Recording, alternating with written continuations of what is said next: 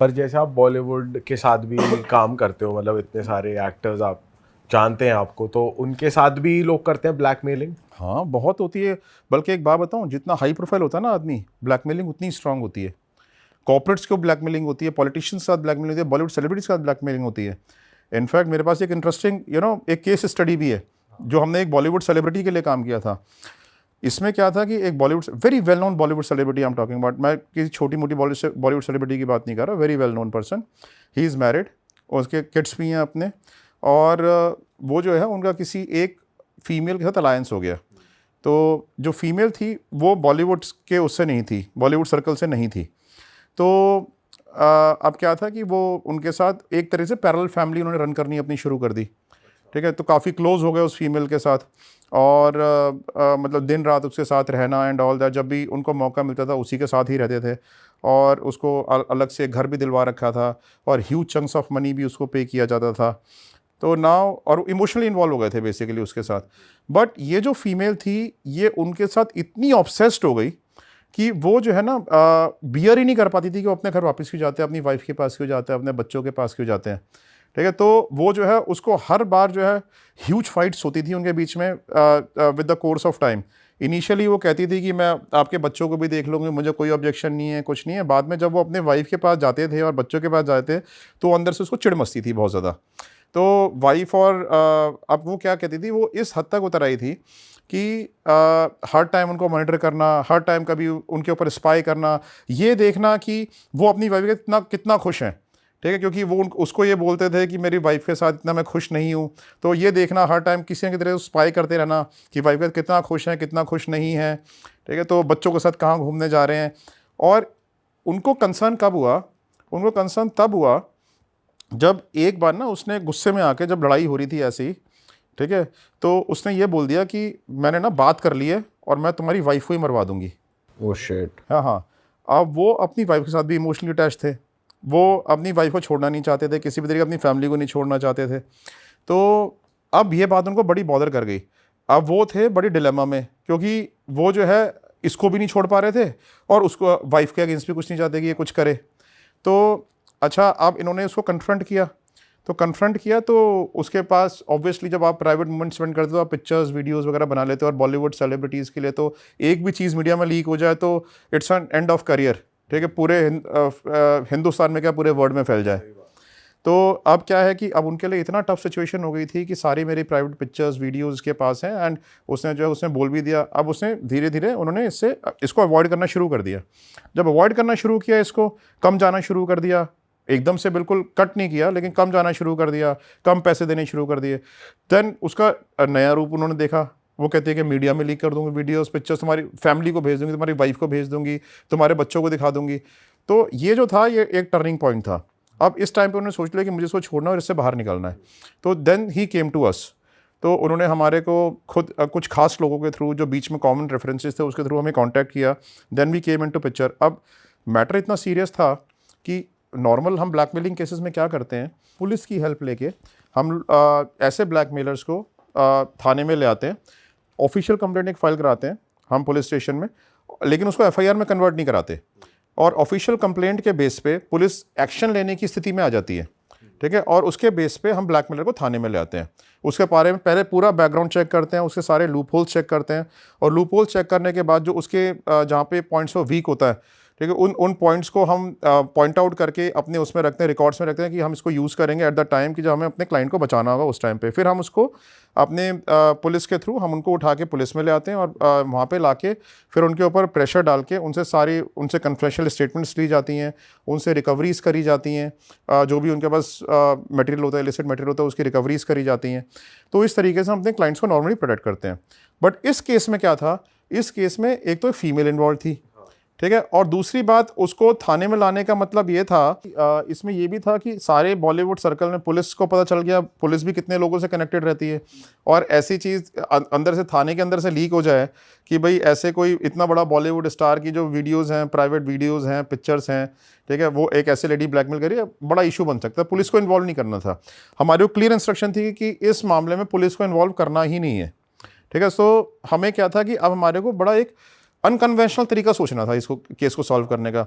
हमने सोचा कि इसको सॉल्व कैसे करें, तो हमने इस लेडी के बारे में उसकी पूरी बैकग्राउंड रिसर्च करी, सब कुछ किया। तो बेसिकली हमें पता चला कि ये ना लेडी शुरू से ही बड़ी पॉजेसिव रही है, ठीक है। इसे पास्ट रिलेशन में बड़ी पॉजेसिव थी और थोड़ी सी इसको इलनेस भी रहती थी, डिप्रेशन में भी रहती थी, लोनली रहती थी। बहुत बड़ा फ्रेंड सर्कल नहीं था इस लेडी का, तो फ्रेंड सर्कल ना होने की वजह से और लोनली थी, इसलिए ज़्यादा चाहती थी कि ये मेरे पास रहे, क्योंकि अपना सर्कल नहीं था। वैसे very beautiful lady, very beautiful, और बहुत अच्छे पीछे बैकग्राउंड से भी आती थी, लेकिन क्या था कि लोनली थी बस। अब क्या था कि हमें क्या करना था कि हमें एक अनकन्वेंशनल तरीका अपनाना था कि ये उसकी लाइफ से बाहर निकल जाए, उसको ब्लैकमेल ना करे। तो हमने क्या किया कि हमने एक अपनी फीमेल एक्ट्रेस जो थी, जो बॉलीवुड की खुद एक छोटी मूवीज़ में आती हुई एक्ट्रेस थी, स्ट्रगलर थी बेसिकली, बट नोन स्ट्रगलर थी, उस कई सारी छोटी मूवीज़ में वो आ चुकी थी, वेल नोन फेस था वो। हमारे यहाँ क्या होता है कि हम लोग ना अंडर कवर एजेंट्स रखते हैं अपने यहाँ। कहीं मेल अंडर कवर एजेंट होते हैं, female model undercover agents होती हैं, male model undercover agents होते हैं, जो हमारे लिए ऐसे अंडर कवर ऑपरेशंस पे काम करते हैं। हम जो है और ट्रस्टेड होते हैं लोग। तो ऐसे ही हमने एक अपनी फीमेल अंडर कवर एजेंट को यूज़ किया, जो खुद की एक बॉलीवुड एक्ट्रेस थी। उसको हमने इसके जहाँ पे रहती थी मुंबई में, उसके बराबर में इसको घर दिला दिया, और घर दिलाने के बाद उसको लेडी को उसने धीरे धीरे से फ्रेंडशिप करनी शुरू करी। अच्छा, हमने क्लाइंट को भी ये बोला कि अभी आप पूरी तरह विड्रॉ मत करो, कहीं एकदम से बैकफायर ना कर जाए, आप धीरे धीरे करके विड्रॉ करो, अभी आप इससे मिलते रहो ताकि ये सबसाइडेड रहे थोड़ा सा, तो और इसको पैसे भी देते रहो। तो उन्होंने जैसा हमने कहा वैसा किया, उसको पैसे भी देते रहे और उसको थोड़ा सबसाइडेड रखा। इन द मीनवाइल जो हमारी फीमेल अंडर कवर एजेंट थी, वो सुबह जिम में जाती थी, उसका जिम में भी जाती थी, सुबह वॉक पे जाती, वॉक पे भी जाती थी। उनकी सोसाइटी में कोई फंक्शंस होते थे, उनके सोसाइटी में फंक्शंस में भी अटेंड कर दिए साथ में। तो धीरे धीरे उससे क्लोज होना शुरू हो गई। अब वो इतना क्लोज हो गई, उसकी खास फ्रेंड बनने लगी। वो लोनली तो थी वो गर्ल, उसको कोई ना कोई साथ चाहिए था, तो फ्रेंड भी बड़ी जल्दी बन गई वो। अब फ्रेंड बनने के बाद इसने फीमेल ने क्या किया कि अपने जो उसका अपना सर्कल था एक्टर्स का और एक्ट्रेसेस का, उसको उस फीमेल को अपने साथ ले कि हम इनमें घूमते हैं। उसको क्लब्स में ले जाना शुरू कर दिया, उसको शॉपिंग्स पे ले जाना शुरू कर दिया, उसको एन्जॉयमेंट करानी शुरू कर दिया अलग अलग जगहों पे ले जाके। तो उससे क्या हुआ कि उसका ध्यान ना हमारा जो क्लाइंट था उसकी तरफ हटना शुरू हो गया, और क्योंकि उसको एक अलग से एक पर्पस मिलने लगा कि मैं घूमने जा रही हूँ, फिरने जा रही हूँ, शॉपिंग्स पे जा रही हूँ। पूरी तरीके से उसको इंडल्ज कर दिया, इन्वॉल्व कर दिया उस ग्रुप में। तो मेल्स भी थे, फीमेल्स भी थी। उसमें से ये एक मेल मॉडल जो था, ठीक है, उसको थोड़ा सा वो उससे क्लोज आना शुरू हो गया, ठीक है, कि उसको ज़्यादा उसे तरफ कंसर्न दिखा के, उसकी केयर करके, उसके साथ उसके बारे में बातें करके और क्लोज आना शुरू हो गया। ये ऑपरेशन हमारा 1 साल 1.5 साल तक चला, लेकिन वो 1 साल 1.5 साल में हमने उसकी साइकोलॉजी को काउंसलिंग कर करके थ्रू अंडरकवर एजेंट इतना चेंज कर दिया कि वो जो है बिल्कुल ही उससे बाहर निकल गई। और जो भी उसके पास एविडेंसेस थे, जो हमारा मेल अंडरकवर एजेंट था, जब वो उससे क्लोज हो गया, उसने बता दिया था कि हाँ मेरा ऐसे रिलेशनशिप था हमारे सर्कल में, तो उसने उससे डिलीट भी करवा दिए किसी बहाने से। नेचुरली करवा दिया आपने, नेचुरली ही करवा दिया। तो बेसिकली कई बार ना आपको अनकन्वेंशनल मेथड्स यूज़ करने पड़ते हैं इन्वेस्टिगेशंस को अंजाम देने के लिए। तो सर कभी ऐसा हुआ है कि जैसे आप कोई पावरफुल बंदा हो आपके अगेंस्ट या कुछ, या किसी को परेशान करो, जैसे एक्सटॉर्शन के केसेस होते हैं, ऐसा कुछ होता है, तो उसके खिलाफ आपने इन्वेस्टिगेशन करी हो और मतलब वो भी भारी पड़ गया हो कि भाई आप नहीं कर पा रहे इन्वेस्टिगेशन, ऐसा कुछ हुआ है कभी? चैलेंजिंग केस बेसिकली कोई? देखो, चैलेंजिंग केसेस तो बहुत सारे आते हैं, ठीक है, लेकिन ऐसा कभी नहीं हुआ कि कोई हमारे ऊपर भारी पड़ गया हो। क्योंकि जैसे कि मैंने आपको बताया कि हम लोगों की इन्वेस्टिगेशन इतनी डिस्क्रीट होती है कि पता ही नहीं चलता किसी को भी, ठीक है। और पॉलिटिकल केसेस जो होते हैं ना, जैसे कि बहुत सारे पॉलिटिशियंस हमें हायर करते हैं अपनी पर्सनल इन्वेस्टिगेशंस के लिए, ठीक है, और ऐसे ही सेलिब्रिटीज़ भी करते हैं, बहुत सारे अलग अलग तरीके के लोग हमारे को हायर करते हैं अपनी इन्वेस्टिगेशंस के लिए। लेकिन क्या होता है कि एक तो इन्वेस्टिगेशन डिस्क्रीट होती हैं, और हम ना अपने क्लाइंट्स को उतना ही कमिट करते हैं जितना हम डिलीवर कर सकते हैं। हम वो कमिटमेंट ही नहीं देते जो हम कर नहीं सकते, और जिसमें हमें डाउट होता है कि भाई ये काम हो भी सकता है और ये काम नहीं भी हो सकता, तो हम पहले ही बताए थे। जैसे कि अब फॉर एग्जांपल, अब एक मिसिंग पर्सन केस है, ऐसे बड़े सारे केसेस आते हैं इसमें पर्सन को अल्जाइमर्स होता है या डिमेंशिया होता है, ओल्ड एज में हो जाता है लोगों को, या डिप्रेशन होता है, वो घर छोड़ के चले जाते हैं, खो जाते हैं, ठीक है, क्योंकि उनको याद ही नहीं रहता अपने घर का एड्रेस। बड़े सारे केस आते हैं। ऐसे केसेस में आपको ब्लाइंड इन्वेस्टिगेशंस करनी पड़ती हैं, क्योंकि क्या होता है कि इन लोगों का पैटर्न नहीं होता। अगर आदमी पैसे लेके भागा है ना, उसको ट्रेस करना ज़्यादा ईजी है। कोई लड़का लड़की भाग गया, उनको ट्रेस करना ज़्यादा ईजी है। लेकिन जो लोग अल्जाइमर से वो होते हैं, या जिनको वो होता है डिमेंशिया होता है, इन लोगों को ट्रेस करना बड़ा मुश्किल होता है, ठीक है। तो ऐसे केसेस में हम लोग कभी भी जो ना क्लाइंट को ये नहीं बोलते कि भाई हम 100% को ट्रेस कर ही लेंगे। ऐसे केसेस में हमेशा 50-50% चांसेस रहते हैं, आदमी मिल भी सकता है, नहीं भी मिल सकता है। लेकिन हमने प्रोटोकॉल्स फॉलो करेंगे, ठीक है, ये सारी चीज़ें हम इन्वेस्टिगेट करेंगे। तो जब आपकी इन्वेस्टिगेशन में क्लाइंट के साथ कमिटमेंट्स क्लियर होती हैं, ठीक है, तब आपके ऊपर कोई इशू नहीं आता। लेकिन एक केस मैं आपको ज़रूर बताऊंगा, ठीक है। ये केस जो था, ये एक ऐसा केस था जिसमें we were under a lot of threat, जहाँ पे जो हमारा क्लाइंट ही जो है हमारे ऊपर रॉग हो गया और हमारे ऊपर भारी पड़ गया। बड़ा इंटरेस्टिंग केस है।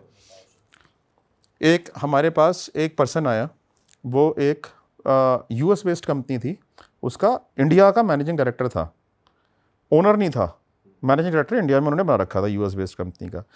अब वो हमारे पास आया कि जी मेरे बिजनेस के सीक्रेट्स लीक हो रहे हैं, आप जो है, और मुझे अपनी सेक्रेटरी के ऊपर शक है, वो सारे जो मेरा काम है ना वो सारा लीक करती है बाहर।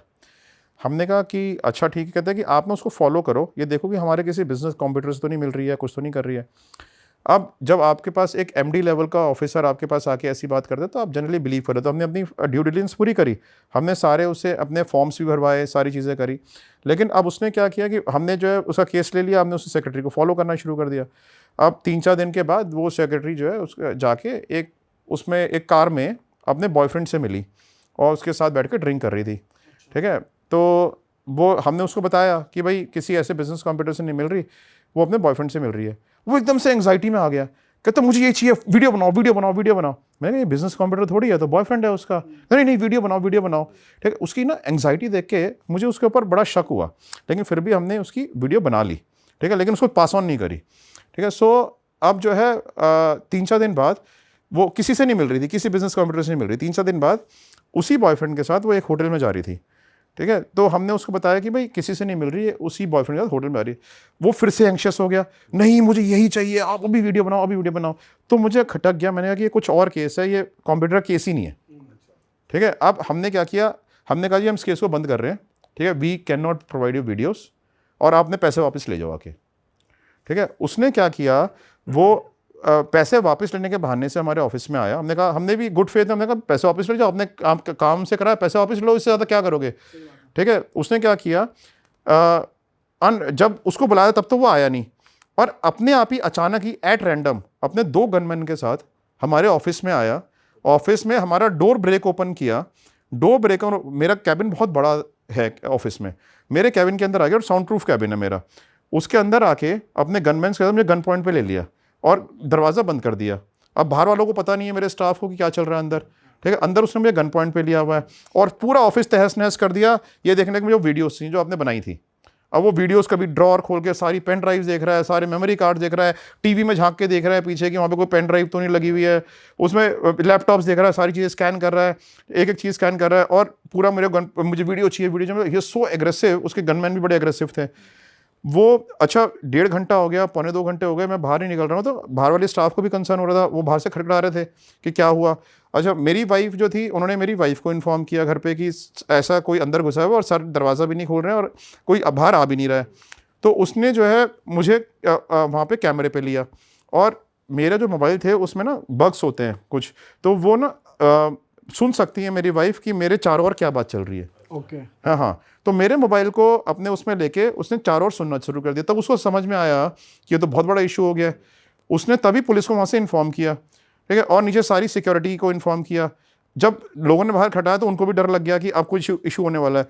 उन्होंने DVR निकाली मेरे कैबिन से, और DVR निकाल के, क्योंकि CCTV लगा हुआ था मेरे कैबिन में भी और पूरे ऑफिस में, और वो ब्रेक ओपन करके आए थे, तो उनका कोई क्लू ना आए। अपने सारे वो हैंकरचीफ से जो हैंडल्स पे जो फिंगरप्रिंट थे वो सारे साफ़ किए और DVR लेके चले गए। मिला उनको कुछ भी नहीं वीडियोज़ में, ठीक है, और लेके चले गए। अच्छा सिक्योरिटी जैसे ऊपर ही आ रही थी और ये नीचे DVR लेके उतर रहे थे। तभी जो है वहाँ पे पुलिस आ गई बड़ी लार्ज स्केल पे। फिर हमने वहाँ के जो है उस जगह के ADGP वगैरह को सबको बोला, और बड़ी स्ट्रॉन्ग FIR फाइल हो गई उनके अगेंस्ट, ठीक है। 384, 392 सेक्शंस में FIR फाइल हो गई। और वो जो गनमैन थे वो मेरा फ़ोन ले गए अपने साथ, जिसमें वो बग चल रहा था। तो हमें उनकी लोकेशन पता चल रही थी वो कहाँ पर हैं, और ये भी पता चल रहा था आपस में बातें क्या कर रहे हैं, ठीक है। तो हमने जो है पुलिस को बता दिया, पुलिस ने गनमैन को तो उसी रात को पकड़ लिया, उसी रात को पकड़ के अरेस्ट करके उनको जेल भेज दिया। वो आदमी भाग गया, ठीक है। वो जो था वो मिला नहीं, वो अंडरग्राउंड ही हो गया। पुलिस ने कहीं बार जाके उसे घर पे छापे भी मारे, सब कुछ मारा, फिर वो मिला नहीं। फिर इन्होंने जो गनमैन थे, इनकी बेल की एप्लीकेशंस लग रही थी, इतने में क्या हुआ, उसकी वाइफ आई उस आदमी की मेरे पास, वो आके मुझसे माफ़ी मांगने लगी, हाथ पैर जोड़ने लगी, और जो कई जो वो थे सीनियर लॉयर्स के कॉल्स आने शुरू हो गए कि सर माफ़ कर दो, आप बिज़नेस वाले लोग हो, क्यों आपस में फ़ाइट कर रहे हो। तो हमारे ऑफिस में भी हमारा मन नहीं था कि उसको करने का, लेकिन उसकी वाइफ आई, उसने आके हाथ जोड़े, माफ़ी मांगी, ठीक है। और उसने मुझे ये बताया, उसकी वाइफ ने, और जब उसके जो गनमैन थे जब बेल पे बाहर आ गए, वो मेरे से अनऑफिशियली आके मिले, उन्होंने मुझे बताया कि सर इसका तो अपनी सेक्रेटरी का अफेयर चल रहा था, और हाँ, और इसलिए जो है ना ये पागल हुआ था, वीडियोस मांग रहा था बॉयफ्रेंड। हाँ, उसको बॉयफ्रेंड के साथ वाली वीडियो चाहिए थी इसकी। उसकी वाइफ ने भी बताया, मुझे इसका पहले से ही शक था, उसकी वाइफ खुद परेशान थी उससे। तो फिर आपने फिर उस केस को लेट गो कर दिया, मतलब उन इंसान के खिलाफ जो आपने कंप्लेंट्स करी थी, लेट गो कर दिया आपने, या फिर वो जो है, फिर वो लेट गो हो गए, वो दोनों बेल पे छूट गए, और फिर हमने भी जो है ज़्यादा उसके ऊपर परस्यू नहीं किया, तो और उसको उसका लेसन मिल ही गया था, उसको समझ में आ गया था कि उसने कितना बड़ा गलती कर दी, तो फिर then we had let it गो।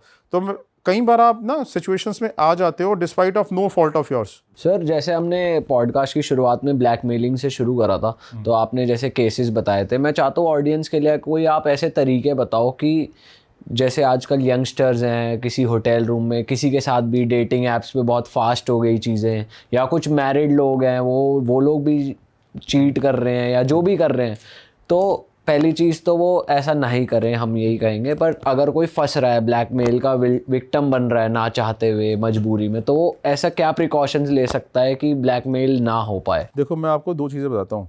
एक तो है कि ब्लैकमेल हो ही ना पाए, prevention is always better than cure. Correct. ठीक है, हम उसके बारे में बात करते हैं, और एक बात करते हैं कि ब्लैकमेल हो रहा है तो क्या करना है। दोनों बातें अलग अलग हैं। ब्लैकमेल ना हो उसके लिए क्या करना है, उसके लिए आपको, ठीक है, हर टाइम अलर्ट रहना है। आपको ये ध्यान रखना है कि हर किसी के हाथ में कैमरा है, there are in the form of mobile, ठीक है। हर किसी के पास इतने स्पाई कैमराज आजकल मार्केट में आ गए हैं कि कोई भी कहीं पे भी कैमरा लगा सकता है। स्ट्रेंजर्स पे ट्रस्ट नहीं करना, ठीक है, स्ट्रेंजर्स पे ट्रस्ट नहीं करना है। आप अगर किसी से मिल भी रहे हो डेटिंग साइट पे, ठीक है, सिंपली या तो आप उसका बैकग्राउंड चेक करो। नॉर्मली ये जो लोग हनी ट्रैप करते हैं डेटिंग साइट्स पे, इनकी आपको ना सोशल मीडिया प्रोफाइल कहीं पे भी नहीं मिलेगी, ठीक है, हाँ, नॉर्मली। और अगर मिलेगी भी तो सारी नकली प्रोफाइल्स होंगी, और उसमें नकली पिक्चर्स लगाई हुई होंगी। उनको बोलो जी वीडियो कॉन्फ्रेंस पे आएँ, उनकी प्रोफाइल वेरीफाई करो, उनका लिंक्डइन वेरीफाई करो, इंस्टाग्राम वेरीफाई करो, फेसबुक वेरीफाई करो। अगर आपके पास उनका एड्रेस है, फ़ोन नंबर है, उससे आप जो इन्फॉर्मेशन उसे घर पे जाके चेक कर सकते हो वो चेक करो। Then get into something, get into a relationship. Otherwise, या फिर आप खुद नहीं कर सकते ये काम, तो एक प्रोफेशनल को हायर करो, लाइक डिटेक्टिव्स लाइक अस, ठीक है, ताकि वो आपके बिहाफ पे बैकग्राउंड चेक कर सकें और आपको बता सकें whether you should indulge into this relationship और should not indulge into this relationship. Private places पे जब आप मीटिंग्स करने जा रहे हो तो पब्लिक प्लेसेस से मिलो इनिशियली। अगर वो आपको ल्योर करते हैं कि भाई प्राइवेट प्लेस पे चलो, तो नहीं जाना है, ठीक है। आपको जो है पब्लिक प्लेसेस पे ही मिलना है, under the supervision of camera मिलना है, जब तक कि आपको 100% ट्रस्ट ना हो जाए उनके ऊपर कि दे आर, उनके जो है, आपको ये कोशिश करनी है कि उनके पेरेंट्स, उनके फादर क्या करते हैं, मदर क्या करती हैं, ब्रदर्स क्या करते हैं, सिस्टर्स क्या करते हैं, क्वेश्चंस पूछो उनसे, जितने ज़्यादा से ज़्यादा क्वेश्चन उनकी फैमिली के बारे में पूछ सकते हो, ताकि आपको ये पता चल जाए कि फंबल तो नहीं कर रहे किसी क्वेश्चन में, ठीक है। और क्वेश्चन की डेप्थ में जाओ। अच्छा फादर, अच्छा यहाँ पे जॉब करते हैं, अच्छा ये बताओ कि डेजिग्नेशन क्या है, उनकी डेजिग्नेशन ही बता दी, वहाँ पे काम किस तरीके का होता है, मतलब उनका जॉब रोल क्या है, इन डेप्थ जाओ थोड़ा सा, ताकि आपको पता लगे कि सामने वाला झूठ तो नहीं बोल रहा आपसे किसी तरीके का, कहीं ना कहीं फंबल कर जाएगा अगर झूठ बोल रहा होगा तो, ठीक है। तो वेरीफाई द पर्सन फर्स्ट, ठीक है, and that then get into a relationship with that person, don't get lured, ठीक है। सेक्सुअल एक्टिविटी एक ऐसी एक्टिविटी होती है जिसके वजह से आदमी ना बड़ी जल्दी ल्योर हो जाता है, ठीक है। अब अपने आप को ल्योर नहीं होना। विमेन जो होती है ना, इमोशंस की वजह से ल्योर होती हैं ज़्यादा, और आदमी जो होते हैं वो सेक्सुअल एक्टिविटी की वजह से ल्योर होते हैं, ठीक है। सो ये ध्यान में रखना है कि before falling into any kind of emotions, before falling into any kind of relationships, sexual relationships, always verify that person thoroughly and then fall into it. Okay. और अगर बाय चांस, ये तो हो गई प्रिवेंशन की बात, अगर हाँ, अब आते हैं क्योर पे। अगर आप ऑलरेडी ब्लैकमेल में हो, सबसे इंपॉर्टेंट टिप बता रहा हूँ, सबसे इंपॉर्टेंट टिप, एक भी रुपया पैसे का ब्लैकमेल स्टार्ट होने ही नहीं देना है, एक रुपया भी नहीं देना है सामने वाले को, ठीक है। जिस दिन आपने एक भी रुपया दे दिया, पहले इतनी सी डिमांड होती है, फिर इतनी होती है, फिर इतनी होती है, और फिर इतनी हो जाती है डिमांड हमेशा ब्लैकमेलर की, रुकता नहीं है। लेकिन ब्लैकमेल, आप ये सोचते हो कि चलो मेरा 50,000 रुपये दे के पीछा छूट जाएगा, नहीं छूटेगा, कभी भी नहीं छूटेगा। अभी हमने एक गे पर्सन का केस किया, ठीक है, वो जो है अब गे साइट्स बनी हुई हैं कई सारी, ठीक है, तो गे साइट्स पे ये अपने लिए पार्टनर्स ढूंढते रहते हैं, ठीक है। इसने अपने लिए एक गे पार्टनर ढूंढा, अब वो गे पार्टनर के साथ जाके अपने स्ट्रेंजर था जाके उसके साथ सो गया, उसने उसके वीडियोस बना लिए और उसको इतना बर्बाद कर दिया उसने गे पार्टनर ने कि मतलब जो उसका पार्टनर था, वीडियो बनाए 2 लोगों ने मिलके, they all 3 of them all males, you know, they had threesome, और उन दोनों लोगों ने मिलके इसके वीडियो बना लिए और वीडियो बना के इसको करना शुरू कर दिया ब्लैकमेल। इसने, इसकी फैमिली को भी नहीं पता था कि गे है, ठीक है, किसी को नहीं पता इसके फ्रेंड सर्कल में गे है। अब उनको जो है इतना ज़बरदस्त ब्लैकमेल किया कि उसने जो भी उसकी सेविंग्स थी ज़िंदगी भर की, गोल्ड वोल्ड सब बेच दिया। फैमिली परेशान थी कि साला हर चीज़, हर घर में से अपनी चोरी करनी शुरू कर दी उनको, उनकी रिक्वायरमेंट पूरी करने के लिए, ठीक है। फिर जब वो बिल्कुल ही on the verge of committing suicide था तब वो हमारे पास आया, तब हमने उन ब्लैकमेलर्स को सबसाइड किया, ठीक है। तो मैं कहने की क्या कोशिश कर रहा हूँ कि ये ब्लैकमेलिंग जो डिमांड्स है ना, कभी पूरी नहीं होती। ब्लैकमेलर आपको बार बार ब्लैकमेल करेगा, ठीक है। पहली बार में ही ब्लैकमेल नहीं होना है, आपको पहली बार में ही हेल्प सीख करनी है। आप पुलिस के पास नहीं जा सकते, ठीक है, आप प्रोफेशनल्स के पास जाओ जो कि इस केस को हैंडल कर सकते हैं, ठीक है। वैसे तो पुलिस में लोग क्यों नहीं जाते ब्लैकमेलिंग केसेस में? बिकॉज उनको लगता है कि भाई एविडेंस लगेगा तो वो कोर्ट में चला जाएगा, हमारा मजाक उड़ जाएगा, हमारे घर तक बात आ जाएगी, पुलिस कल को हमारे घर पे ही आ जाए तो क्या होगा, ठीक है। तो बहुत सारी एप्रीहेंशंस होती हैं। Then go to professional, because हम लोग रिस्क मैनेज कर लेते हैं, हमें पता है कि पुलिस को किस तरीके से टैकल करना है, ठीक है, और आपके केस को किस तरह का टैकल करना है, और सामने जो ब्लैकमेलर है उसको कैसे टैकल करना है, ठीक है। टेक हेल्प, बट ये मत सोचो कि हेल्प अवेलेबल नहीं है, और ये भी मत सोचो कि आपकी ज़िंदगी ख़त्म हो गई। बहुत सारे लोगों को, अभी सीए था बॉम्बे में, आपने पढ़ा होगा न्यूज़ में, उसको सेक्सटॉर्शन की वजह से 2.5 करोड़ रुपए दे चुका था वो, और फिर भी उसने आखिर में सुसाइड ही कर लिया, ठीक है। बड़ा प्रोमिनेंट केस है, अभी न्यूज़पेपर्स में आया था, ठीक है। मैं आज की डेट में ना उस जब केस को पढ़ा तो मुझे ऐसा लगा यार मैं इसकी हेल्प कर सकता था, एक मैं जान बचा सकता था, और मैं इसे कितनी जानें बचा सकता था, और मैंने बचाई हैं, ठीक है। अगर ये आ जाता, अगर इसके दिमाग में आ जाता कि मुझे कहाँ जाके हेल्प लेनी है, I could have saved him certainly, मैं 100% उसको उससे बाहर निकाल लेता, ठीक है। तो मैं यही कहना चाहता हूँ, you know, because you have got a wide viewership, कि जो भी पर्सन किसी भी तरीके से ब्लैकमेल हो रहे हैं, ठीक है, कभी भी एक भी पैसा पे ना करें और हेल्प सीख करें, घबराएं ना बिल्कुल भी, कुछ नहीं होने वाला है। ब्लैकमेलर आपके फियर पे खेलता है, ठीक है, वो आपको तब तक ब्लैकमेल करेगा जब तक आप डरोगे, ठीक है। आपकी पिक्चर्स लीक करके, ठीक है, आपकी वीडियोस लीक करके उसको कोई फायदा नहीं होना, लेकिन आपकी लीक ना करके उसको फायदा होना, बिकॉज आप डरे रहोगे जब तक वो लीक नहीं होंगी, ठीक है, और आपके फियर पे खेलेगा वो, और आपसे पैसे एक्सट्रैक्ट करता रहेगा तो आप डरते रहोगे। डरना नहीं है, प्रोफेशनल हेल्प सीख करनी है। पर सर जैसे कुछ लोग जो प्रोफेशनल हेल्प सीख करते हैं, डिटेक्टिव्स की हेल्प लेते हैं, इस फील्ड में भी कोई स्कैम चल रहे हैं कि जिससे लोगों को बचना चाहिए कि भाई गलत डिटेक्टिव के साथ ना फंस जाएं, या वो उसका उल्टा फायदा ना बहुत उठा स्कैम लें? चल रहे हैं। और मैं आपको एक बात बताऊं, आप चाहे लॉयर्स का प्रोफेशन ले लो, डॉक्टर्स का प्रोफेशन ले लो, ठीक है, इवन चार्ट अकाउंटेंट्स का भी प्रोफेशन ले लो, या हमारा डिटेक्टिव का प्रोफेशन ले लो, ब्लैक शीप जो है ना हर प्रोफेशन के हर जगह मिल ही जाते हैं, जो किसी ना किसी तरीके से अपने प्रोफेशन को बदनाम करते हैं, ठीक है। इसीलिए मेरी लोगों से क्या एडवाइस है, राइट डिटेक्टिव को चूज़ करने के लिए क्या क्या उनको करना चाहिए, कि अच्छा डिटेक्टिव कौन है, ठीक है। ये देखना चाहिए कि डिटेक्टिव की जो है मैनेजमेंट में कौन कौन लोग हैं। सबसे पहले क्या कोई पुलिस ऑफिसर्स हैं, आर्मी ऑफिसर्स हैं, रॉ ऑफिसर्स हैं, ठीक है। आपको ये देखना चाहिए कितने वाइड स्प्रेड हैं ये, इनकी पावर्स क्या हैं, इन्होंने पीछे किस तरीके के केसेस को सॉल्व किया हुआ है, इनकी मीडिया प्रेजेंस कितनी है, ये देखना चाहिए डिटेक्टिव्स को हायर करने से पहले। सबसे इंपॉर्टेंट पॉइंट कि आप जो है ना सिर्फ 500 रुपीज़ पे करके, मैं हमेशा बोलता हूँ सिर्फ 500 रुपीज़ पे करके किसी भी कंपनी की हिंदुस्तान में आप ज़ोबा कॉर्प जैसी वेबसाइट्स के थ्रू या MCA के थ्रू आप उनकी बैलेंस शीट्स को डाउनलोड कर सकते हो, ठीक है। और ये 100% पब्लिक इन्फॉर्मेशन है। आप उनकी बैलेंस शीट को किसी भी कंपनी की आप डाउनलोड करके दे सकते हो, वो अपनी बैलेंस शीट्स रेगुलर फाइल कर रहे हैं नहीं, अपना GST पे कर रहे हैं नहीं कर रहे हैं, ठीक है, आप कितना अपना टर्नओवर शो कर रहे हैं, ठीक है। तो जो नकली डिटेक्टिव्स होंगे उनकी बैलेंस शीट्स ही नहीं मिलेंगी आपको, वो लोग सामने ही नहीं आएंगे।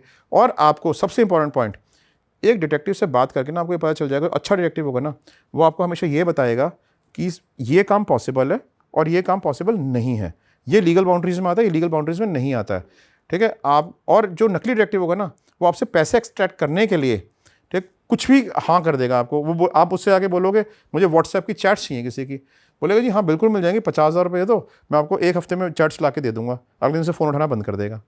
ठीक है। आपको आप बोलोगे इंस्टाग्राम की चैट चाहिए, हाँ इंस्टाग्राम की चैट चला दूंगा।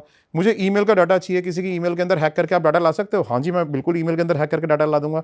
आप किसी की कॉल डिटेल निकाल सकते हो, CDR निकलवा सकते हो, हाँ जी मैं बिल्कुल निकलवा दूंगा। ये जो नकली डिटेक्टिव्स होते हैं, they will promise you anything in this world to extract money out of you.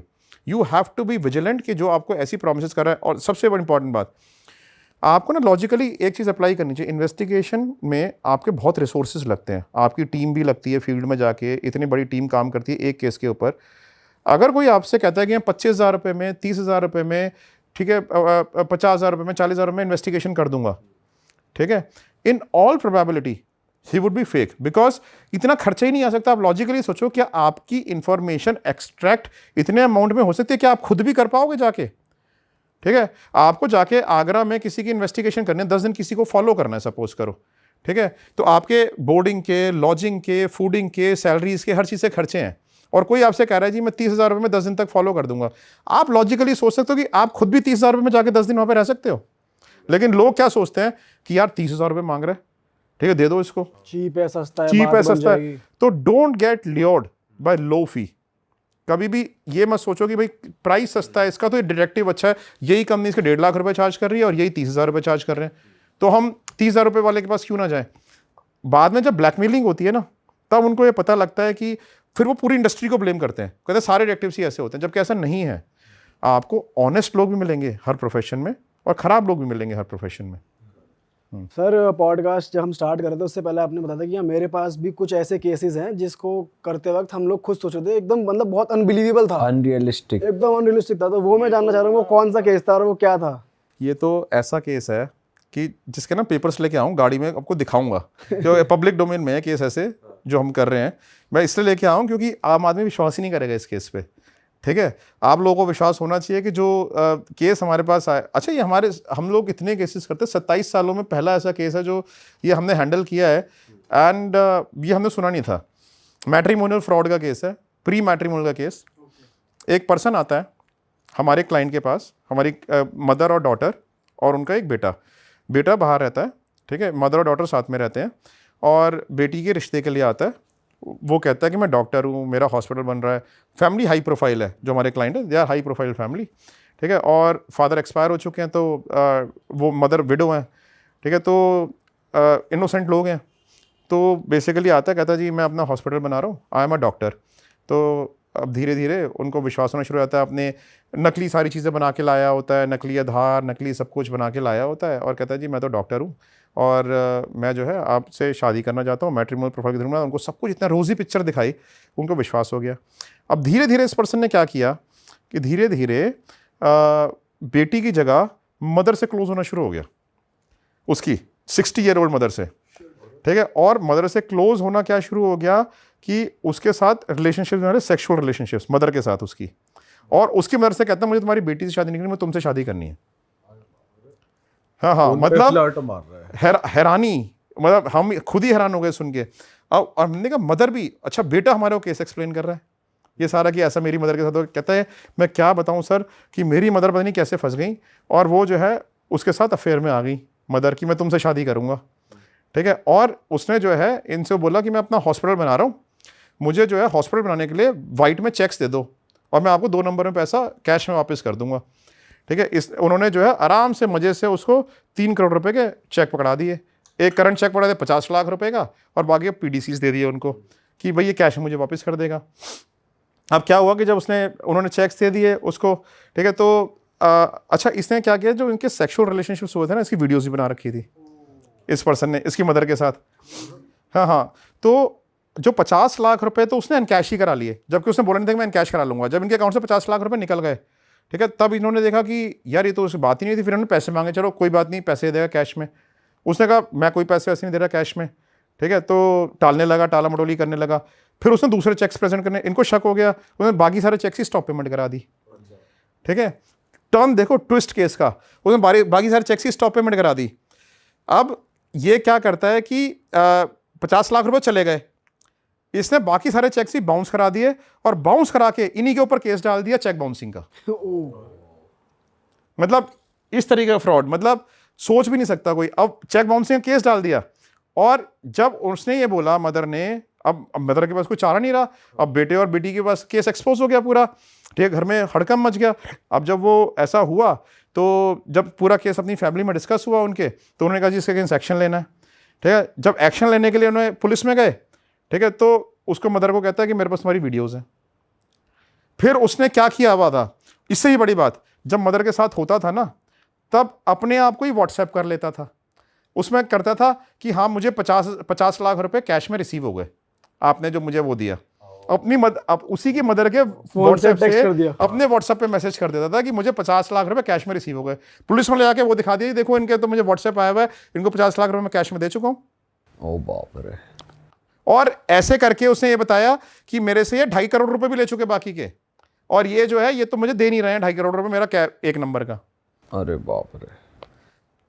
ठीक है, तो केसेस जो है ना ऐसे केसेस आते हैं कि हम जो लोग ना हम खुद ही उसमें पड़ जाते हैं, और अब हमने वो पूरी तरीके से उसको हम सबसाइड करने में लगे और हम कर देंगे उसको सबसाइड। वो केस ऑनगोइंग केस है, अच्छा, पब्लिक डोमेन का केस है, and he is not a doctor, कोई हॉस्पिटल नहीं है उसका, वो हमने सारी इन्वेस्टिगेशन करी, ना कोई हॉस्पिटल है ना कुछ है, उसकी एक्चुअली आइडेंटिटी हमने वेरीफाई कर ली, वो कहाँ पे रहता है, कहाँ से बिलोंग करता है, सब कुछ हमने वेरीफाई कर लिया। पर अब इस केस में आपको लूप होल चाहिए एक बस, कि वो भी हमारे को पता है, हमें पता है उसको कैसे सबसाइड करना, हम कर देंगे उस सबसाइड।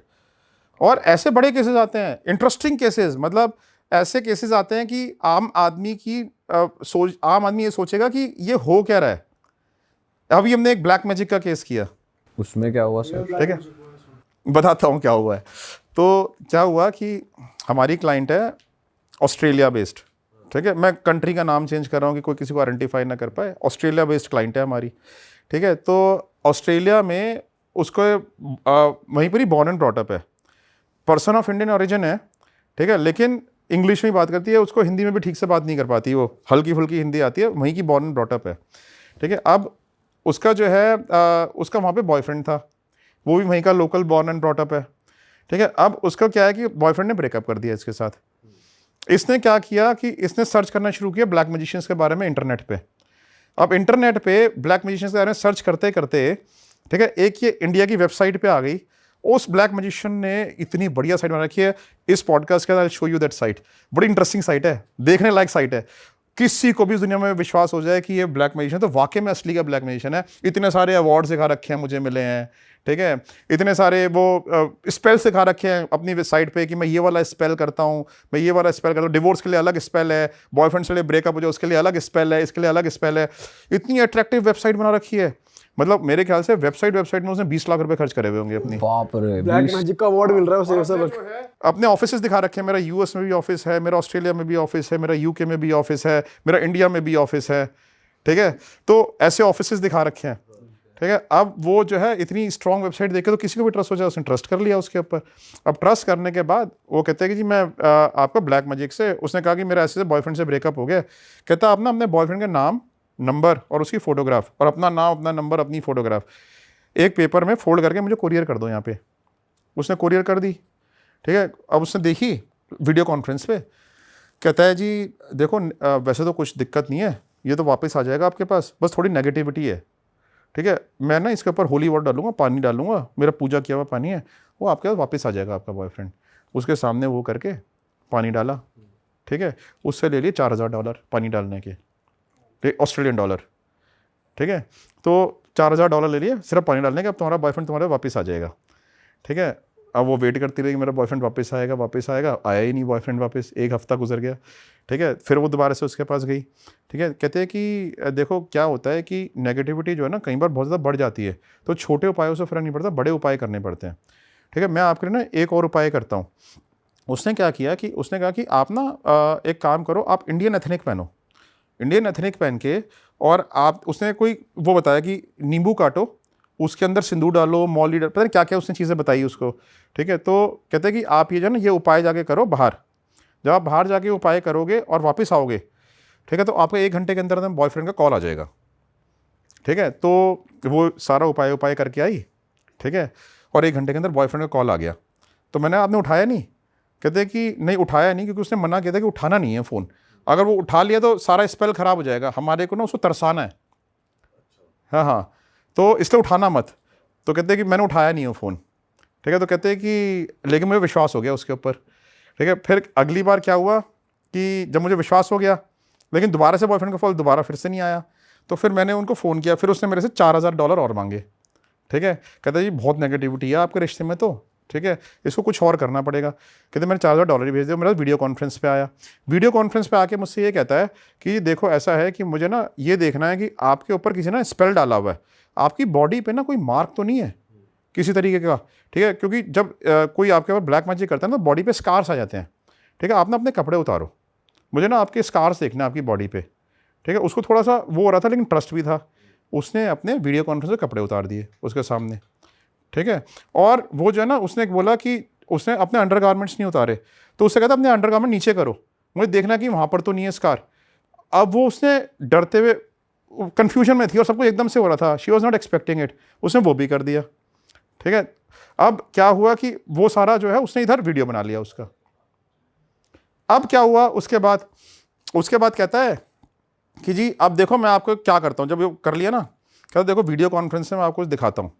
कहती मुझे 2 फ्लेम्स दिखाए उसने, 2 फ्लेम्स में आग जल रही है, और एक में जो है मेरे बॉयफ्रेंड की शेप में आग जल रही है, और एक में वो उसकी तरह मेरी जो है उसके मेरी फोटोग्राफ आ रही है उस आग में। आग जो है मेरी फोटोग्राफी बनी हुई है, और दूसरी आग जो है, ठीक है, वो मेरे बॉयफ्रेंड की आग है, और वो जल रहे हैं। तो कहते हैं कि देखो ये तुम आग जलते देखो, मैंने अपनी आंखों से देखा। कहते हैं कि अब तुम्हारी नेगेटिविटी जल रही है, ठीक है, सारी, ठीक है। अब इस आग में सारी नेगेटिविटी जल जाएगी तुम दोनों के रिलेशनशिप की। तो और तुम्हारे पास 2 कॉल आएंगी, 3 कॉल आएंगी आपके बॉयफ्रेंड की अभी, ठीक है, जलते ही, ठीक है। और पहली 2 कॉल आपको नहीं उठानी है, तीसरी कॉल आपको उठानी है, ठीक है। तो उसके पास आग जल रही है उधर से, इतने में कॉल आ गई बॉयफ्रेंड की, ठीक है, उसने नहीं उठाई।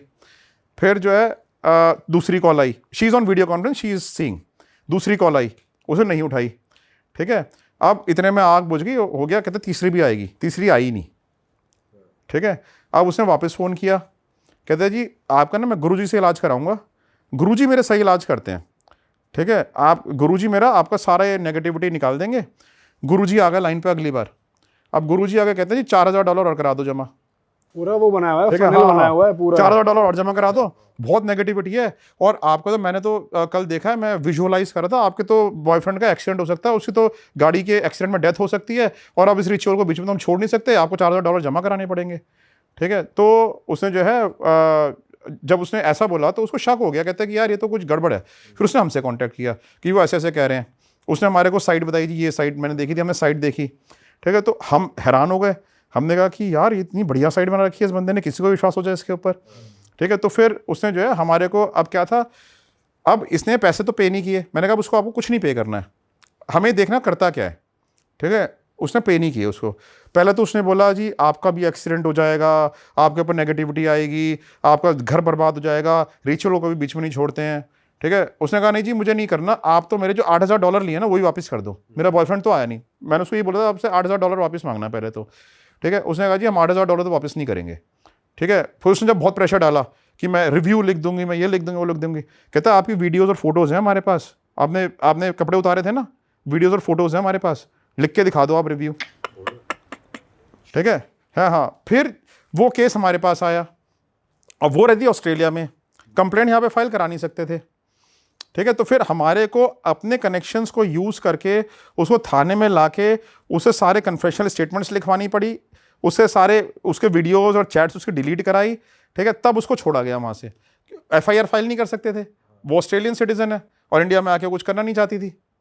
लेकिन सबसे इंपॉर्टेंट बात क्या होती है ना ब्लैकमेलिंग केस में, जो चले जाता है ना उसके लिए गम नहीं करना चाहिए, जो बच गया ना उसके लिए खुशी मनानी चाहिए, ठीक है। लोग ना बहुत कुछ बच जाता है ब्लैकमेलिंग वाला, लोग ऐसी स्टेज पे बच जाते हैं यहाँ पे घर का सब कुछ गवा देते हैं, सुसाइड भी कर लेते हैं, सुसाइड भी कर लेते हैं।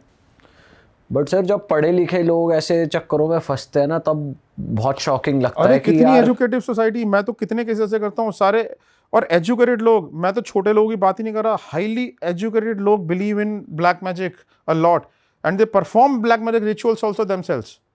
और भी केसेस आते हैं आपके पास रेगुलरली ब्लैक मैजिक और इन सब से ब्लैक मैजिक रिलेटेड? के तो बड़े रेगुलर केसेस आते हैं। आप करते नहीं पर्सनली बिलीव?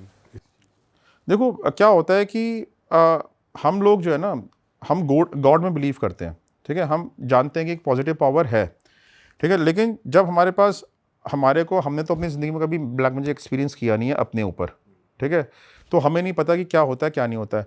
लेकिन ये ज़रूरी नहीं है कि जब डॉक्टर जो होता है ना वो डिज़ीज़ उसी के ऊपर हो तो उसी को तभी पता चलेगा इस डिज़ीज़ होती है या नहीं होती है। पेशेंट्स को देख के भी उसको लगता है कि होती है नहीं होती है। तो जब हमारे पास इतने सारे ब्लैक मैजिक के केसेस आते हैं तो दूसरे की जो बातें बताते हैं तो बहुत सारे तो बिल्कुल ही फेक निकलते हैं। कोई 2-3 केसेस ऐसे भी निकले हैं जिसमें हमें लगा कि यार ये जेन्युइन भी हो सकते हैं। हाँ, तो बेसिकली क्या है कि मैं ना बीच में हूँ, एग्जिस्ट करता है नहीं करता है, आई विल नॉट से कि एग्जिस्ट नहीं करता है, आई विल से कि एग्जिस्ट करता है। पर फ्रॉड बहुत हो रहे हैं इस चक्कर फ्रॉड, में, लोग ब्लैक मैजिक के चक्कर में बहुत फ्रॉड्स हो रहे हैं। सर थोड़े और केसेस की बात करें अगर, तो अगर आप बता सकते हो मोस्ट चैलेंजिंग केस, कोई पॉलिटिकल पार्टी से रिलेटेड या इलेक्शंस का टाइम चल रहा है तो इस टाइम पे भी लोग बहुत ज़्यादा किसी की टिकट कैंसिल कराने के लिए, किसी को ब्लैकमेल करने के लिए बहुत चीज़ें करते हैं आपस मैं में। देखो आपको एक बात बताता हूँ, क्योंकि देखो हमारी कंपनी की जो ब्रांड इमेज है ना वो बड़ी स्ट्रांग है, तो हम लोग ना कभी भी कोई ऐसा केस नहीं लेते जिसमें हमारे ऊपर किसी भी तरह का रिस्क आए। तो इसलिए हमने कुछ प्रोफाइल्स अपनी कंपनी बना रखी हैं जिनके ऊपर हम इन्वेस्टिगेशन नहीं करते। उनके लिए हम इन्वेस्टिगेशन करते हैं लेकिन उनके ऊपर नहीं करते, ठीक है। जैसे कि पुलिस ऑफिसर्स हो गए, CRPF के लोग या किसी भी सिक्योरिटी आर्मी में हो गए, किसी भी सिक्योरिटी फोर्सेस के लिए हम काम नहीं करते उनके ऊपर। पॉलिटिशियंस के ऊपर हम लोग काम नहीं करते, ठीक है। हम लोग जो है आपके ब्यूरोक्रेट्स के ऊपर काम नहीं करते, ठीक है। सो या फिर कोई भी नो मैटर गवर्नमेंट कितना एजेंसी सीरियस DRDO केस है, हो, नो मैटर कितना सीरियस केस नो हो, मैटर कितना सीरियस केस हो, जब तक कि गवर्नमेंट हमें हायर ना करे। कई केसेस में हमारे को गवर्नमेंट हायर करती है, ठीक है, हाँ, कि आप हमारे ऑफिसर्स के ऊपर इन्वेस्टिगेशन करो, तब हम रिस्क फ्री हैं, ठीक है। कई पॉलिटिकल पार्टीज हमारे को हायर करती हैं कि भाई आप जो हमारी कैंडिडेट्स के अगेंस्ट इन्वेस्टिगेशन करो, ठीक है, क्योंकि हमारे को उनको टिकट देने से पहले देखना है कि इसकी पॉपुलैरिटी कितनी है एक पर्टिकुलर एरिया में, या हमारे को देखना है कि हमारे पास 2 कैंडिडेट्स हैं, हमें देखना है कि इसका बैकग्राउंड किसका ज़्यादा क्लीन है, पॉपुलैरिटी किसकी ज़्यादा है, किसके चांसेस ज़्यादा हैं, तो आप पूरा इन्वेस्टिगेशन करके। तो ऐसे टाइम पे हमारे पास पॉलिटिकल पार्टीज आती हैं, और पॉलिटिकल पार्टीज ऐसी भी आती हैं, एक भी हिंदुस्तान की ऐसी पॉलिटिकल पार्टी नहीं है जो हमारे पास आई हो, और मतलब जो हमारे ना आई हो और जिसने हमारे को ऑपोजिशन के अगेंस्ट केस ना दिया हो, लेकिन हमारे को पोलाइटली उनको रिफ्यूज़ ही करना पड़ता है, बिकॉज हम ऐसे केस लेते नहीं है। एक बार तो हमारे पास पावर में थी एक पार्टी, वो आ गई ऑपोजिशन के ऊपर इन्वेस्टिगेशन करने, इतना ह्यूज प्रेशर डाला हमारे ऊपर कि आपको करना ही है, ठीक है। और ऑपोजिशन पार्टी जो थी वो स्टेट गवर्नमेंट में पावर में थी, अच्छा, ठीक है। और हमारे को तो हो गई, हमारे लिए तो हो गई, हम तो दोनों तरफ से फंस रहे हैं धर्म संकट में। हमारे लिए कई बार रिफ्यूज़ करना इतना मुश्किल हो जाता है, क्योंकि जिसको आप रिफ्यूज़ करो वो ऑफेंड हो जाता है। फिर आप उस केस में कैसे निकलते हो? बड़ी मुश्किल से निकलना पड़ता है कि मतलब उनको समझाने पड़ते हैं, तरीके बताने पड़ता है कि भाई ज़बरदस्ती में मीडिया में केस आ जाएगा, कोई भी केस एक्सपोज हो गया, कुछ हो गया, मतलब कुछ आपको एक्सक्यूज़ देने पड़ते हैं। But we do not do such cases. जब आपके पास कॉर्पोरेट एस्पायनेज में, पर्सनल केसेस में इतना काम है, ठीक है, why do you want to go ahead and investigate risky profiles?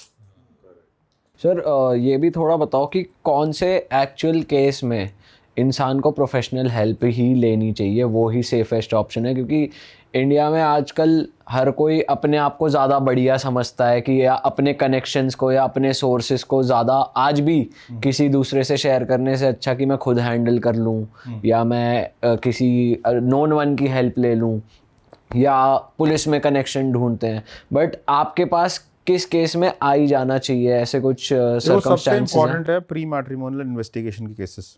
शादी से पहले की जो इन्वेस्टिगेशंस होती है ना, शादी तो मैं कहता हूँ किसी को भी, चाहे आप लव मैरिज में हो तब भी, बिना इन्वेस्टिगेशन कराए करनी ही नहीं चाहिए, ठीक है। हमारे पास कितने ऐसे केस आते हैं जिसमें लव में लोग अपने आप को फेक दिखाते हैं बिल्कुल, और जब उनकी प्रोफाइल चेक हुई बिल्कुल, और 2-2 साल से 3-3 साल से अफेयर चल रहा है, और उनको यही नहीं पता कि उनका जो उसकी पीछे की प्रोफाइल क्या है। जब हम फाइंड आउट करते तो पता चलता है जो उस बताया गया है टोटली डिफरेंट, ठीक है। अरेंज मैरिज के केसेस में कितने सारे रिश्ते मैट्रिमोनियल साइट्स के थ्रू हो रहे हैं, कितने सारे रिश्ते न्यूज़पेपर्स के थ्रू हो रहे हैं, ब्रोकर्स के थ्रू हो रहे हैं।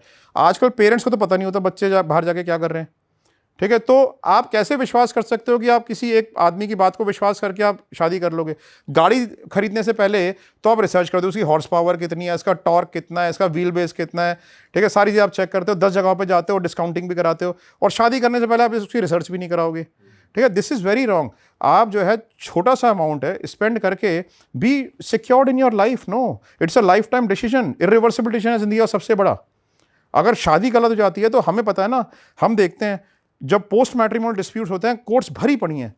सर आप इतने प्री मैट्रिमोनियल केसेस देख रहे हैं, ज़्यादातर फ्रॉड कौन कर रहा है आपके हिसाब से? लड़के की तरफ से हो रहा है, लड़कियों की तरफ से हो रहा है? दोनों की तरफ से इक्वल है। कोई केस बता सकते हो आप सर? कोई केस की वजह से ज़्यादा समझ आएगा लोगों को। तो एक प्री मैट्रिमोनियल में क्या होता है कि आम केसेस तो बड़े नेगेटिव निकल के आते हैं। कई केस में किसी में कोई पर्सन अल्कोहलिक निकल जाता है, किसी का एक्स्ट्रा मैरिटल अफेयर निकल जाता है, कोई पर्सन की डिफरेंट सेक्सुअल ओरिएंटेशन होती है, गे या लेस्बियन निकल जाते हैं, कोई पर्सन जो है वो उसका एजुकेशनल बैकग्राउंड जो बताया होता है वो नहीं निकलता है, किसी की इनकम गलत निकलती है, किसी का जो है पेरेंट्स के नेचर में खराबी होती है, केसेस चल रहे होते हैं किसी के अगेंस्ट, और कुछ लोगों को साइकेट्रिक डिसऑर्डर निकल आते हैं। वो साइकेट्रिक डिसऑर्डर है जो छुपाया हुआ था, हाँ, उसका मेंटल ट्रीटमेंट चल रहा है। तो बहुत सारी चीज़ें निकल के आती हैं, ठीक है। बट एक ये केस प्री मैट्रिमोनियल मुझे इसलिए याद आता है क्योंकि ये इन सब चीज़ों से हटके था, थोड़ा सा हटके क्या था, बिल्कुल ही अलग केस था। ये भी जो केस है, केसेस आपको वही याद रह जाते हैं जो दूसरे जेनर्स जो है ना आपके हटके केसेस होते हैं। तो ये वो वाला केस था जिसमें हमने हमारे पास जो है गर्ल के पेरेंट्स आए, उनकी girl was in love with a boy, ठीक है। तो वो बेसिकली उनका क्या कंसर्न क्या था कि वो इतनी इन्फ्लुएंस्ड है उससे, इतनी इन्फ्लुएंस्ड है कि वो जो कहता है वो ही करती है, ठीक है। और जो है वो जहाँ पे भी वो अपने पेरेंट्स से भी लड़ाई करने के लिए तैयार हो जाती है, घर भी छोड़ के अलग हो गई अपने पेरेंट्स का कि मैं जो है बाहर जाके रहूँगी, मैं तुम्हारे रहूँगी ही नहीं, ठीक है। तो उसके साथ जाके रहना भी शुरू कर दिया। कहता है कि फिर हम उसको अपनी बेटी को किसी तरह समझा के लाए, वहाँ पे जाके पता नहीं क्या ड्रग्स में फंस गई, किस में फंस गई, उसको हमने रिहेबिलिटेशन सेंटर में भेजा हुआ है, ठीक है। आप जो है उस लड़के का बैकग्राउंड चेक कर दो। तो हमने कहा जी लड़के का बैकग्राउंड चेक कर देंगे, कौन है, कहाँ रहता है, क्या पेरेंट्स हैं। कहते हैं वो एक्चुअली में ना लड़का नहीं, वो ट्रांसजेंडर है। मैंने कहा ट्रांसजेंडर है? कहते हैं कि हाँ। कहते हैं कि और वो उसने इतना इन्फ्लुएंस किया हुआ मेरी बेटी को कि वो जो है वो जो कहते हैं और वही करती है, हम इसके लिए इतने अच्छे अच्छे रिश्ते लेके आए, लेकिन इसको ट्रांसजेंडर ही पसंद है। हाँ हाँ। तो अब हमने जो है इन्वेस्टिगेशन जब करी उसके ऊपर, तो हमने केस लिया, हमने कहा कि भाई इन्वेस्टिगेशन करते हैं। ये ट्रांसजेंडर क्या करता था, ये जो है इसने अपना एक घर, अपने इसको माँ बाप ने भी इसके घर से निकाला हुआ था, इसके अपने माँ बाप से भी संबंध अच्छे नहीं थे। अच्छा। ये जो है एक अपना घर अलग से लेके उस घर को दूसरे ट्रांसजेंडर्स को किराए पे देता था, ठीक है। और अंदर जो ना सारी इलिसिट एक्टिविटीज़ हुआ करती थी। हमारे को क्या था कि हमारे को इस लड़की को उसके चक्कर से छुड़ाना था। अब अंदर उसको, लड़की को तो बेचारे ने वो ड्रग अब्यूज़ में डाल ही दिया था, ठीक है। तो हमारे को जो है इससे लड़की को हमेशा के लिए छुटकारा दिलाना था। तो हमने क्या किया, ऐसे केस के अंदर उसका सारा हमने पूरा बैकग्राउंड चेक किया, उसका एजुकेशन, इसका पीछे की हिस्ट्री क्या रही है, क्रिमिनल केसेस क्या रहे हैं, लिटिगेशंस क्या, सारी चीज़ें हमने इसके बारे में वेरीफाई करी। फिर लेकिन जो घर के अंदर क्या चलता है, ठीक है, वो हमारे को पता करना था ताकि हम इसका एविडेंस इकट्ठा कर सकें जो उसके अगेंस्ट यूज़ हो सके।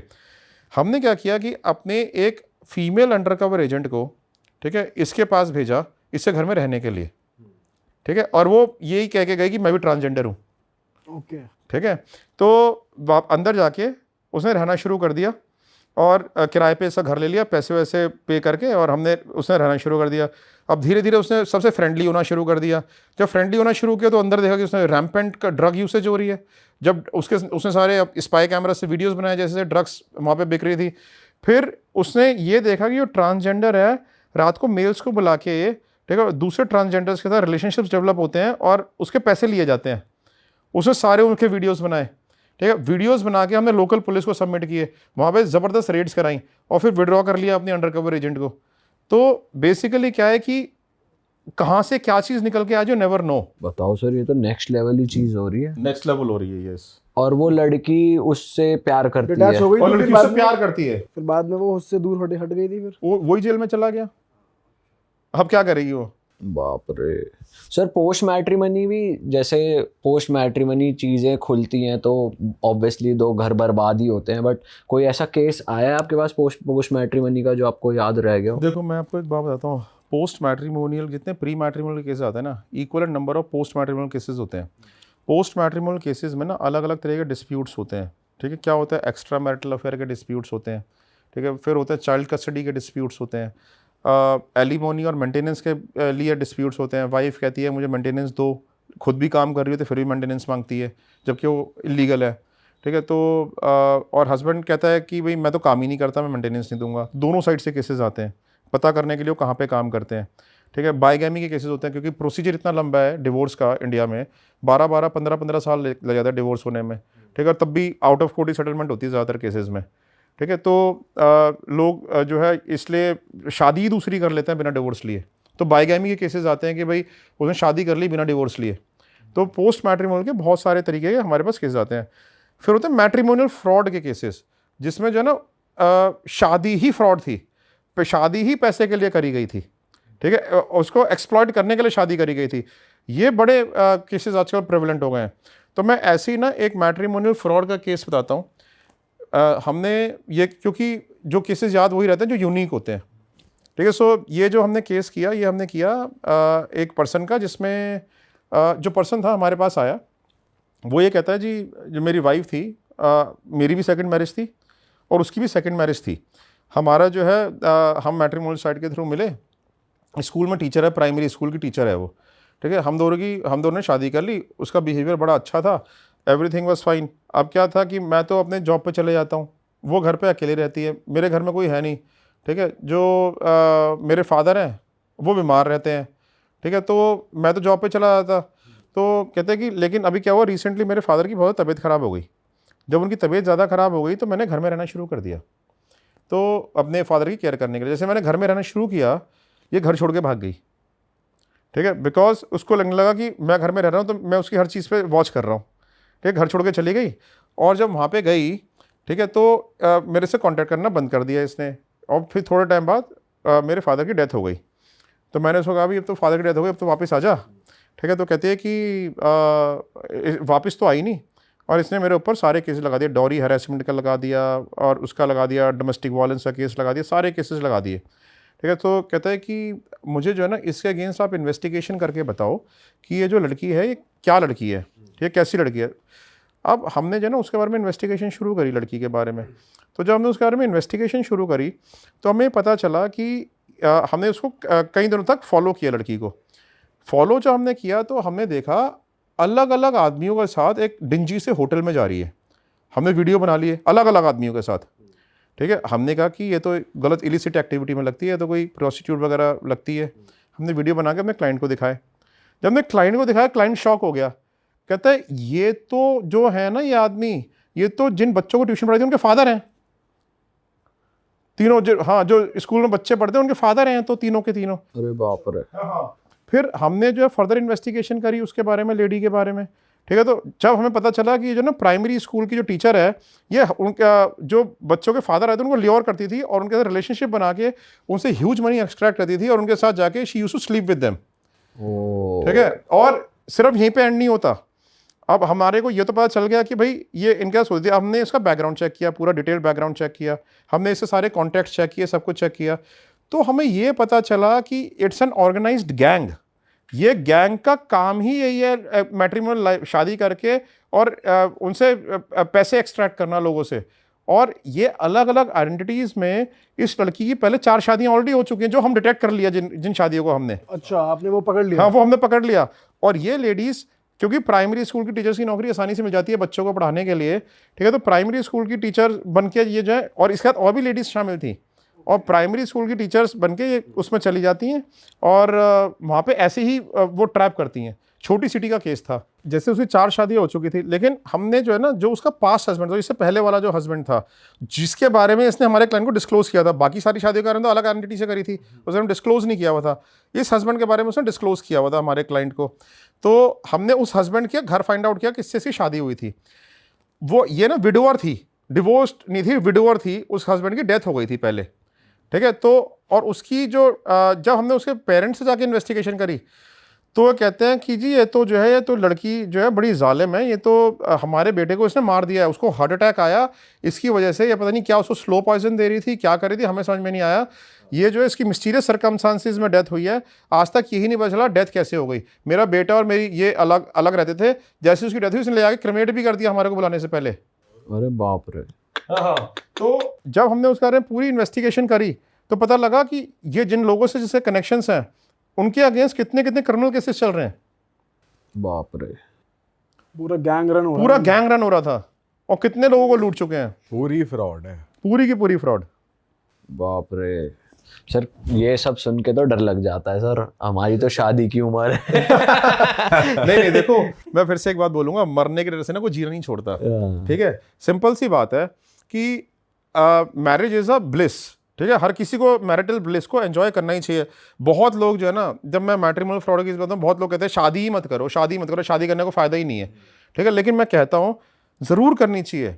क्यों नहीं करनी चाहिए? अब गाड़ी का एक्सीडेंट हो जाएगा तो गाड़ी नहीं खरीदोगे, ठीक है। तो बेसिकली क्या है कि आपको शादी ज़रूर करनी चाहिए, लेकिन आपको पहले बैकग्राउंड इन्वेस्टिगेशन करा के 100% श्योर होके तब करनी चाहिए शादी, ठीक है। ऐसे ही आंख बंद करके किसी भी रिलेशनशिप में नहीं चले जाना चाहिए, ठीक है। अपनी मैट्रिमोनियल लाइफ को एंजॉय करना चाहिए, मैरिटल ब्लिस को एंजॉय करना चाहिए। मैरिज अपने आप में बहुत सारे हैप्पीनेस लेके आती है आपकी फैमिली में, आपके परिवार में। आपका आगे जाके आपकी फैमिली एक्सपैंड होती है मैरिज के बाद, ठीक है। और ओल्ड एज में आपका साथ देने के लिए कौन होता है?